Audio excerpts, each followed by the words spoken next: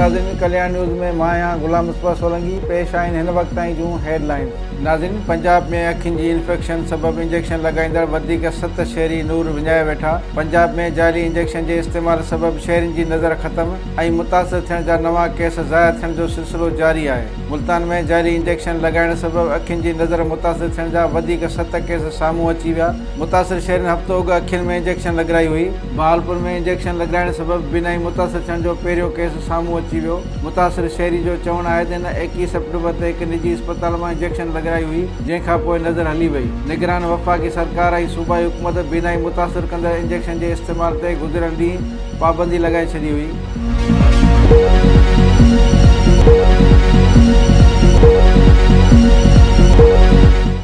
बुशरा बीबी जो अॻूणो मुड़ुसु खावर मानिका दुबई वञण जी कोशिश दौरान गिरफ़्तार थी वियो आहे। एंटी करप्शन पुलिस पंजाब जो चवणु आहे त खावर मानिका खे गैर क़ानूनी अदावतुनि जे केस में गिरफ़्तार कयो वियो आहे। खावर मानिका निजी एयरलाइन ज़रिए लाहौर खां दुबई वञी रहियो हो त FIA पारां खेसि ECL में नालो हुजण सबबि रोकियो वियो। FIA पारां खावर मानिका खे रोकण बैदि एंटी करप्शन पुलिस हवाले कयो वियो। खावर मानिका ते कब्रिस्तान जी एराज़ी ते कब्ज़ो करे गैर क़ानूनी शादी हाल ऐं 26 दुकान तामीर कराइण जो इल्ज़ाम आहे।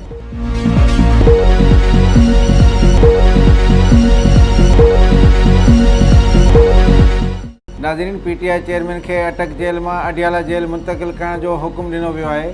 Islamabad high court PTI chairman खे अटक जेल मां अडियाला जेल मुंतक़िल करण जो हुकुम ॾेई छॾियो। सूमर ॾींहुं PTI चेयरमैन जे वकील शेर अफ़ज़ल मुरवत PTI चेयरमैन खे अडियाला जेल मुंतक़िल करण जी दरख़्वास्त दाख़िल कराई हुई। चीफ जस्टिस आमिर फारूक रब्बानी हुकुम जारी कंदे चयो त कोशिशि हूंदी त अडियाला जेल मुंतक़िल जो लिखत में आर्डर अॼु ई जारी कयूं। Chief justice Aamir Farooq remarks में चयो त PTI चेयरमैन जी सज़ा जो स्टेटस तब्दील थी चुको आहे। इस्लामाबाद जा समूरा अंडर ट्रायल कैदी अडियाला जेल में आहिनि त PTI चेयरमैन अञा ताईं अटक जेल में छो आहे, हू अडियाला जेल में छो न आहे।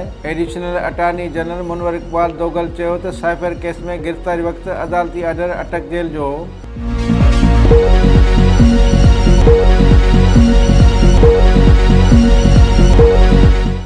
नाज़रीन, वार में मुबैना इज्तिमाही ॾाढाई जो निशानो बणायल नारी नाज़िया चनो दम ॾेई छॾियो। वार में महीनो अॻु मुबैना इज्तिमाही ॾाढाई जो निशानो बणियल नारी नाज़िया चनो कराची जी अस्पताल में दम ॾेई छॾियो। वारा शहर जे वारिस कॉलोनी में 15 ॾींहं अॻु पंहिंजे जवाबदार मुबैना तौरु नारी नाज़िया चनो सां इज्तिमाही ॾाढाई कई हुई। डॉक्टरनि जो चवणु आहे त नाज़िया जो ज़ख़्म नासूर बणिजी वियो हो। वक़्त सिर इलाज न थियण सबबि हिन दम ॾिनो। पुलिस 5 जवाबदारनि मां 3 जवाबदारनि वज़ीर चनो, इशाक खरल, खादिम चनो खे गिरफ़्तार करे चुकी आहे।